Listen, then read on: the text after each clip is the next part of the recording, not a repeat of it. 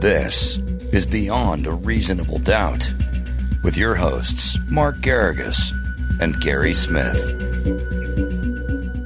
Well, welcome to, we've had quite a week last week, didn't we, Gary? Absolutely. And let me, off the bat, apologize for Adam's absence. He couldn't make it this week. We got a busy week as we approach the holidays, but we'll try to keep you up to date. Perfect. And when I say a big week, it was a big week. Record number of downloads, most ever. Record high on Apple Podcasts.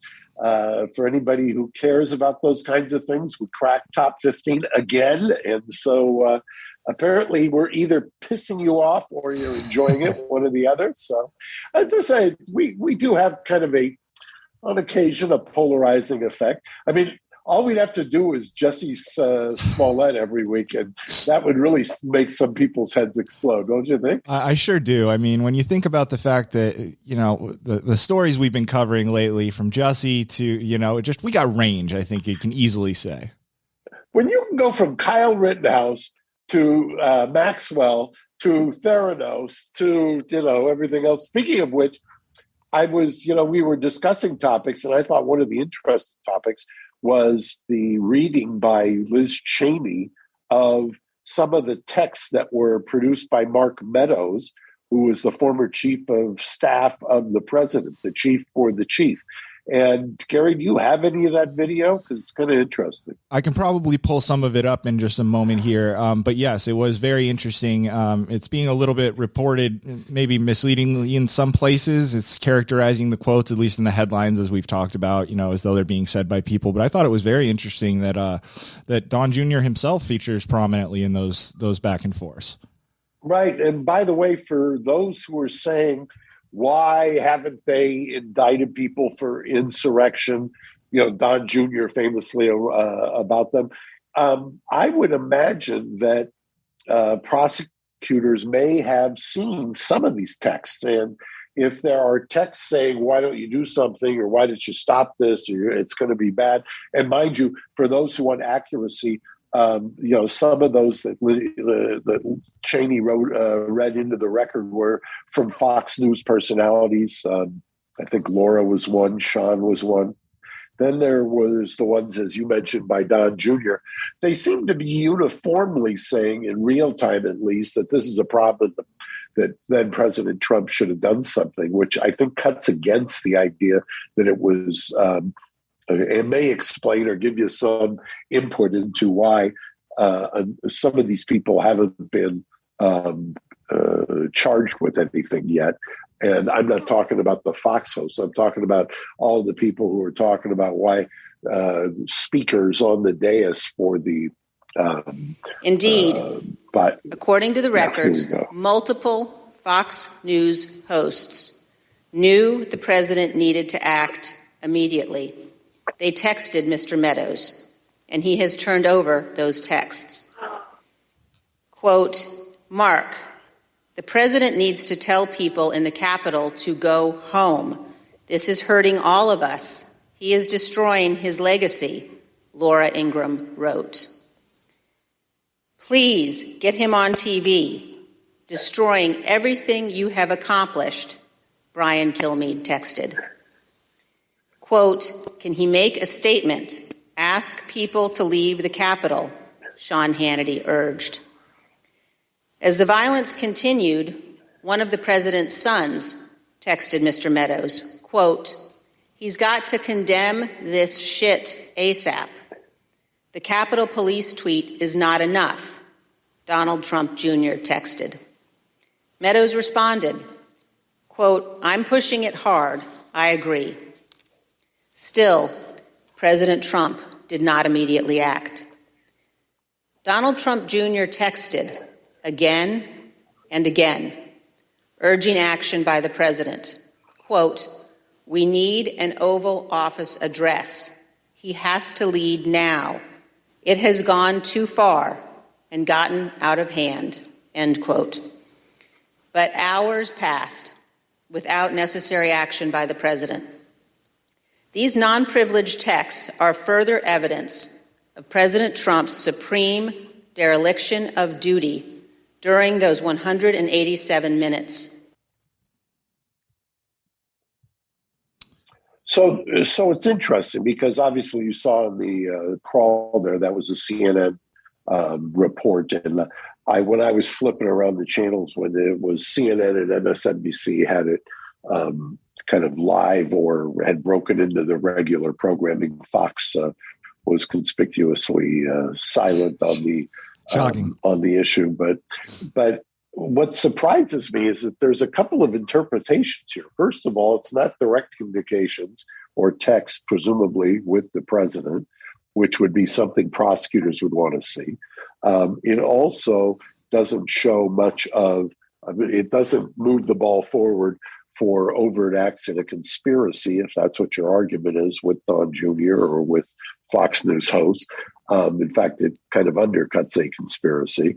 And then also you've got this idea that Mark Meadows in real time is saying, I'm trying to push him the best I can. So that is the one that would give a prosecutor some fertile ground to talk about, because the prosecutor would say, well, he's presumably talking to the president, and this is on the other half of the conversation. The problem with that is Mark Meadows at the time, and this goes back to one of the arguments we were talking about when Bannon was referred for contempt. There is, whether anybody wants to push back on it or not, I know my side of the aisle keeps taking the position that these are ridiculous assertions of privilege. I don't agree with that. I personally think that executive privilege, especially here, this to me is even more kind of within the heartland of what a privilege would be. If you're talking about the conversations that Mark Meadows had with Donald Trump, and you're talking that he was employed at the time as the chief officer of the chief executive branch, that to me is smack dab in the middle of executive privilege. I know that the argument is, well, it has to be the office of presidency, and now that's occupied by Biden, so he's the one who would have to assert it, and he's done the opposite. I'm not so sure that is going to hold water, or that is necessarily legally the appropriate way to review it and analyze it.